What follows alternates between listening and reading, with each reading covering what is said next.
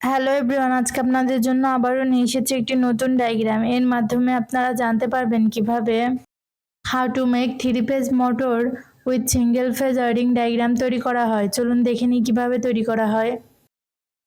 Metre, এটির মাধ্যমে unit গণনা করা হয়।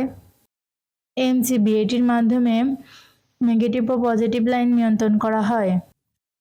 কন্ডাক্টর, এটি ইলেকট্রোম্যাগনেটিক চালিত সুইচ, এটির মোটরকে অন অফ করার ক্ষেত্রে ব্যবহার করা হয়।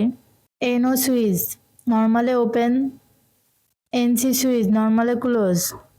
Capacitor, motor L positive line মিটারে কানেকশন দেওয়া হলো, নেগেটিভ লাইন মিটারে কানেকশন দেওয়া হলো।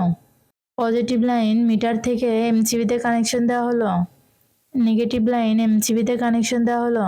পজিটিভ লাইন এমসিবি থেকে কন্ডাক্টরে একটি টার্মিনালে কানেকশন দেওয়া হলো।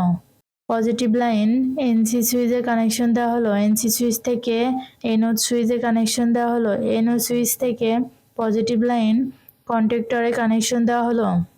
পজিটিভ লাইন কন্ডাক্টরের অপর একটি টার্মিনালে কানেকশন দেওয়া হলো।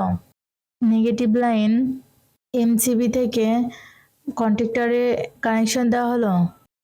একইভাবে নেগেটিভ লাইন কন্ডাক্টরের অপর একটি টার্মিনালে কানেকশন দেওয়া হলো।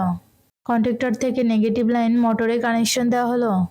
পজিটিভ লাইন কন্ডাক্টর থেকে মোটরে কানেকশন দেওয়া হলো ও ক্যাপাসিটরে কানেকশন দেওয়া হলো। ক্যাপাসিটর থেকে আউটপুট লাইন মোটরে কানেকশন দেওয়া হলো। এই ডায়াগ্রামটি পুরোপুরি সম্পূর্ণ হয়েছে। এভাবে আপনারা আপনাদের বাসাবাড়ি অথবা কারখানাতে তৈরি করতে পারবেন। ধন্যবাদ।